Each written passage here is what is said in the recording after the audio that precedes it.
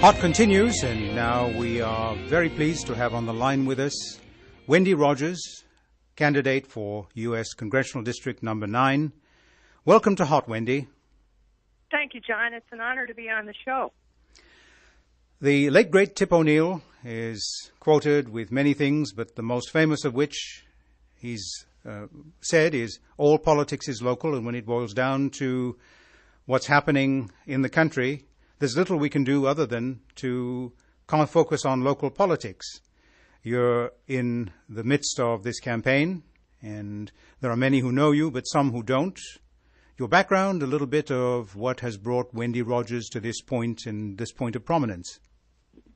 Well, thank you, John. Again, being on radio is a real honor and privilege. I am a retired Air Force Lieutenant Colonel, Wendy Rogers, the Republican nominee running for the United States Congress here in Arizona's Congressional District 9, which comprises most components of the East Valley, starting up at the top, kind of a backwards letter C, including a Sunny Slope portion of Phoenix, down through Arcadia, Biltmore, a little bit of South Scottsdale, all of Tempe, about a third of Mesa out to Stapley, and about a fourth of Chandler out to McQueen, and then arching back to the west to include all of Ahwatukee. I've been a small business owner with my husband. He and I have been married 36 years. We both served 20-year military careers. I was the fifth generation in my family to serve. Our son is the sixth generation. He was a Marine officer. And we served our 20-year careers and came to Arizona, came home to Arizona. I had gone to pilot training here, and my husband had gotten his master's degree in electrical engineering at ASU back in the day. So we chose Arizona because of the entrepreneurial climate here and the ability for us to have educational choice, to homeschool our children who were 6 and 9 years old at the time. We retired from overseas, both of us stationed overseas in the Air Force, he an engineer, I a pilot. And we came home to Arizona, and we moved back into the house we had when we had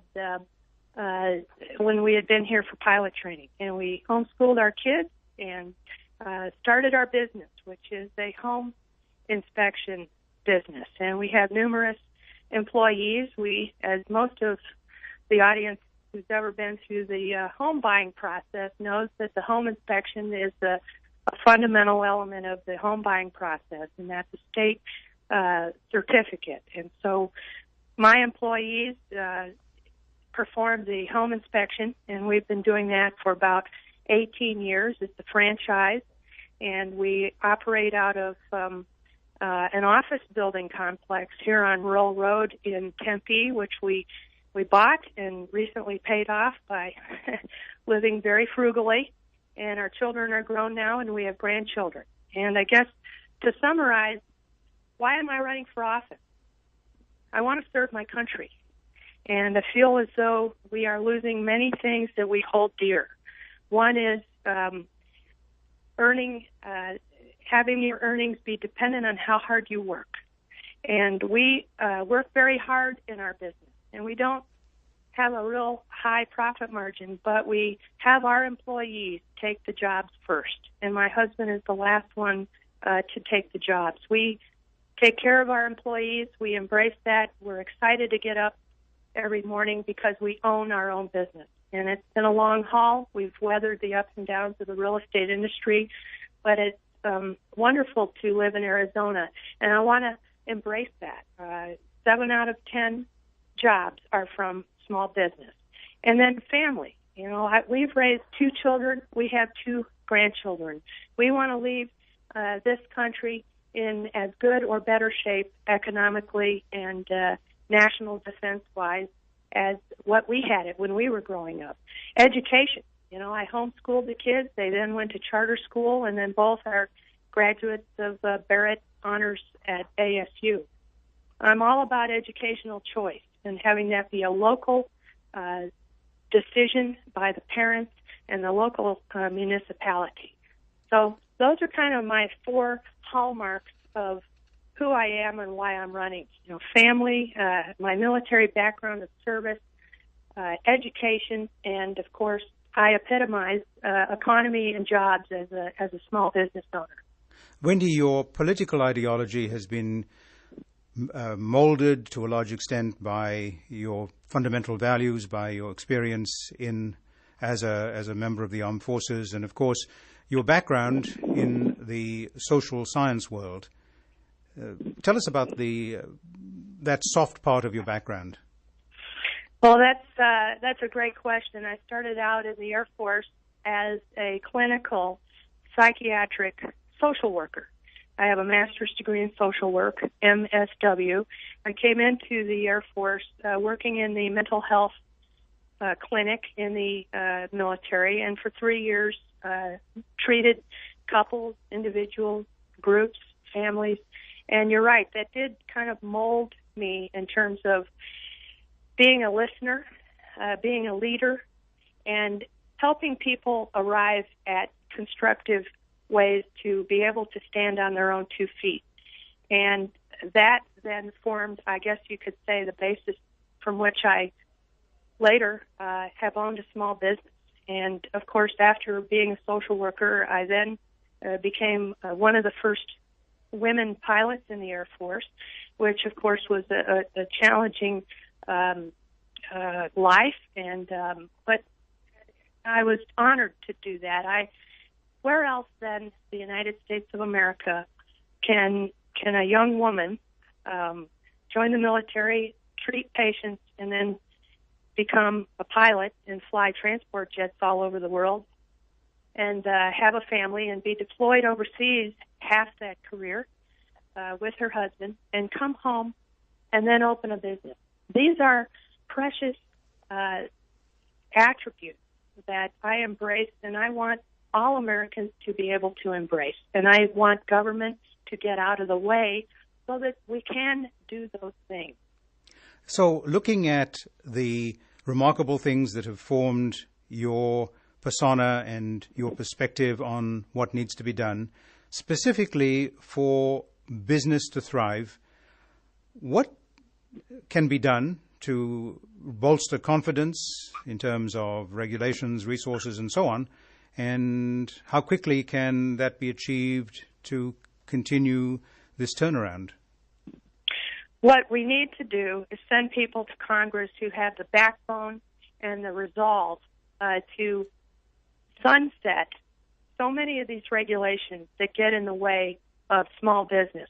And small business people want to be able to do their own thing, use ingenuity, use initiative, and not have to worry about the encroachment of government, the encroachment of Obamacare, and the interference of government. There is a lot of capital sitting on the sidelines because people are afraid to invest because they don't know what is around the corner in terms of being uncertain about the future. And these are very nettlesome things that are going on in our country today, and it's because those who are running the government think that government is the answer, and they also have never owned their own business. And President Obama, I built my business.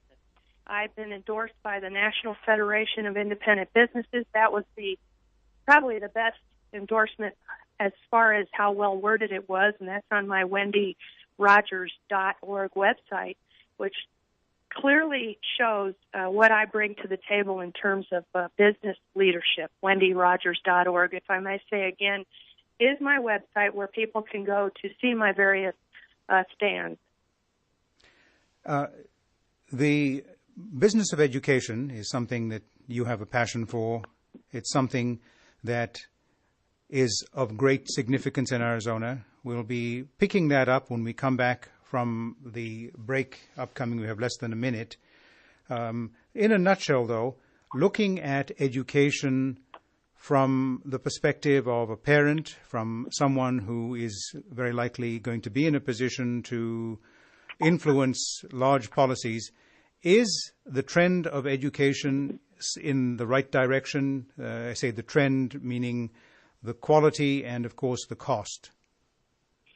I think a couple of things are headed in the right direction, and that is choice. Arizona is wonderful for how many choices it offers families.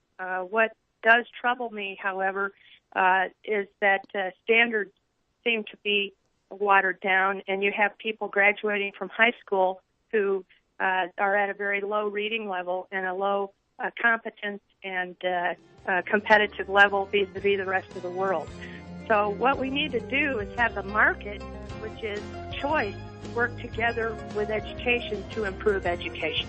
And that is the word of Wendy Rogers, Congressional District Number 9 candidate. We'll be coming back to the discussion with Wendy.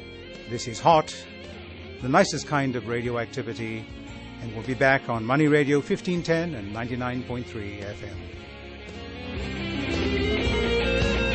If you are a man facing divorce in the Peoria area, you now have access to the services of the domestic litigation firm Cordell & Cordell. The firm's lawyers help protect and promote men's family and financial interests before, during, and after divorce. Men have chosen Cordell & Cordell because they want to feel that their interests and the interests of their children are aggressively championed. Now with an office in Peoria, Cordell & Cordell is able to help even more men protect their roles in their children's lives while safeguarding their financial means to do so. If you're a man confronted with a marriage you can't save, you should consider Cordell & Cordell, a partner men can count on. Call the domestic litigation firm of Cordell & Cordell to schedule an appointment with one of our firm's Arizona attorneys. A partner men can count on. 602-995-6666. That's 602-995-6666. Or visit online at CordellCordell.com. Offices in Scottsdale, Chandler, downtown Phoenix, and Peoria. Cordell & Cordell, 7150 East Camelback Road, Suite 444, Scottsdale, Arizona, 85251. Arizona needs a strong Secretary of State. As a member of the Legislative Commerce Committee, chairwoman of the State Elections Committee, and with a solid business background, Michelle Reagan has the necessary experience and passion to stand for Arizona's voters and businesses. Hear what business leaders have to say. Hi, I'm Ed Sandage, president of Sandage & Associates. I've worked in the insurance industry for over 50 years in Arizona and with clients ranging from small to large businesses. Michelle Reagan understands that one of the first places businesses go when they come to Arizona is the Secretary of State office. She is the best candidate to represent our state with her business background and desire to create a business-friendly environment in Arizona. That's why I'm voting for Michelle Reagan. This is Michelle Reagan, and I approve this ad. This ad has been paid for by Vote Reagan 2014. The Insurance Institute for Highway Safety has named the Mini Cooper Countryman a 2014 top safety pick for the fourth year in a row. See this big Mini safety story at miniusa.com/awards.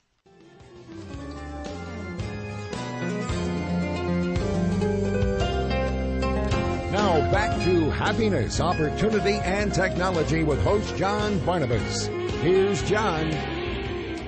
Continuing with our discussion, Wendy Rogers, Lieutenant Colonel Wendy Rogers, candidate for CD9. And the topic when we went to the break was education. Wendy, the costs of education continue to go up.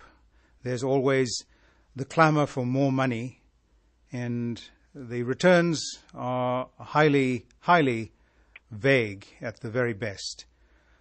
You are an advocate for choice. Homeschooling is something that's worked well for you and is definitely something that should continue for many people.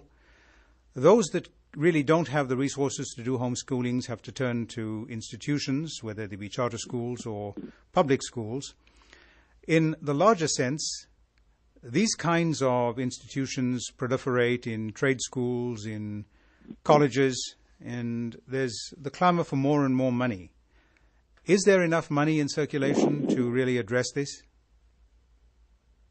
I think there is. I think the accountability of how the money is spent should be proven in the result, and that's how a business woman thinks. And my children went to Tempe Prep Academy for charter, which is a charter school for junior high and high school. And I was actually the development director, so I saw up close and personal for a certain segment of time while they were there how that money is spent.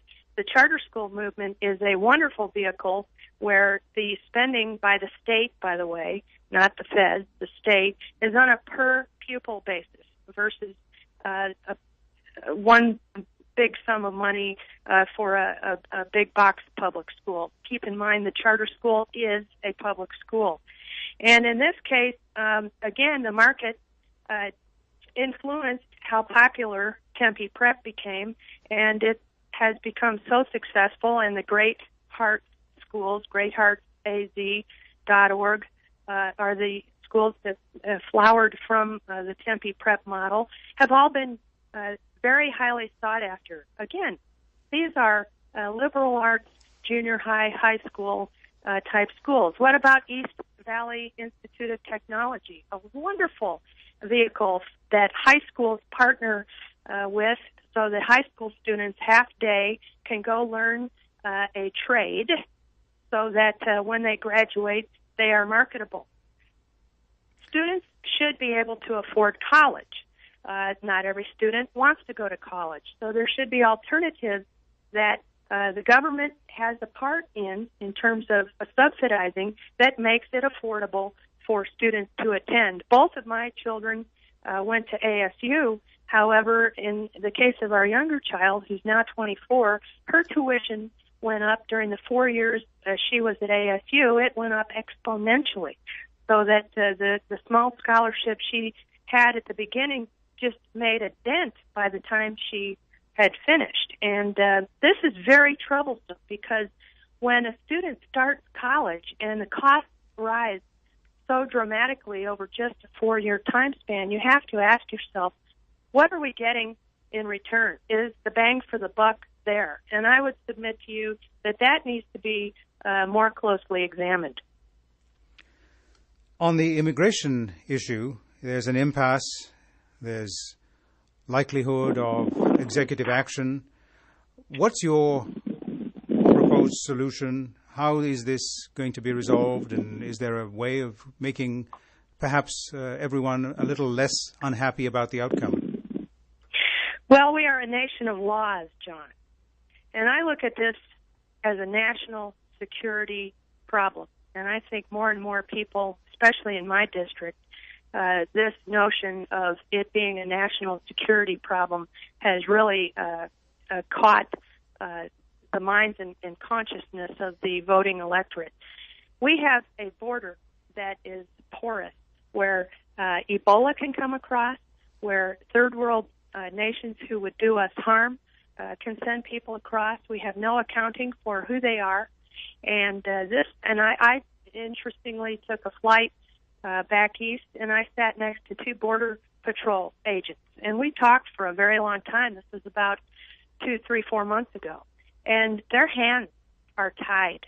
They cannot enforce the law that they were sworn to uphold and defend. And so what we have is a double-edged sword here. We say that we're protecting our country, but we're not. So to answer your question, first and foremost, the border has to become secure. And then we can have an adult conversation about what to do on immigration and how that can proceed. But we cannot have that adult conversation until we defend our country, and that is Congress's job. That is why I have been so hard-hitting on my messaging for this campaign against the current incumbent, Congresswoman Sinema. She voted to let Guantanamo Bay detainees return to their homeland, who could then make war on us again. And she voted to try terrorists on U.S. soil as common criminals under the laws of our Constitution. That is wrong. On the issue of legislation that can specifically help Arizona, some thoughts on the big things, energy, the perennial issue of water, and so on? I'm an all of the above advocate for all kinds of energy. We need to get away from picking winners and losers and embrace those modes of energy that can compete and serve the people. Arizona certainly is potentially ripe for all kinds of new technologies, and we certainly hope that there'll be an opportunity to help kickstart that in terms of legislation, if that's appropriate. Well, and the operative word is if.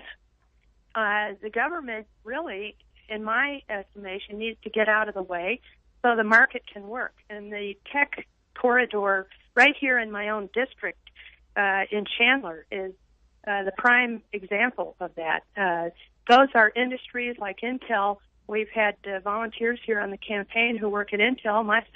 Our son works at Freescale. He just earned his PhD in electrical engineering. He's 27 years old, and this is the part of the district that is a burgeoning area of high-tech potential.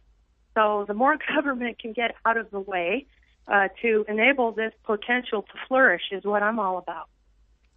Wendy, your penchant for listening and the connectedness with your constituents gives you an opportunity to feel the pulse in a more intimate way.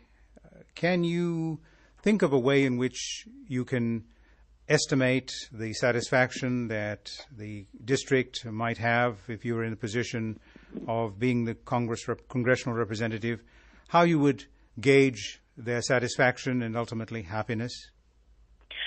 That's a great question, John, and I can only tell you that over the past few years I've knocked on 13,000 doors to listen and to absorb the message that my constituents want me to hear. And this is what leadership is about. This is what getting input from my constituents is about. And overwhelmingly, we are hearing more and more that they are afraid for their national security. Now, you just asked me, well, how will I conduct myself as a congresswoman, and how will I know if I'm meeting their expectations? I will tell you that our constituent support will be the gold standard of how congressmen and women will perform. And I say that because I've been a social worker. I've been a business owner. I know what customer service is about. And what is it about? It's about service. I want to serve my country. I want to serve my district. I have actually lived in this district 18 years. This is where we chose to come back, to come home and retire from the military. We have raised our children here. We own our business here. It is about service and having a finger on the pulse beat of what people need and want. We have lived that. And so I will serve. And our constituent support will be the top of the line. And everybody who works in my office will be an ambassador who will go out on a weekly basis, if not more, to reach out to folks. We won't expect them to come to us. We will go to them. The gracious, the energetic, and the brilliant candidate for CD9, Wendy Rogers, wendyrogers.org, the website. We thank you for your time. We wish you well, and we look forward to the possibility of your return to happiness, opportunity, and technology. Thank you so much, John. Hot will be back next week. Until then, stay connected. To happiness.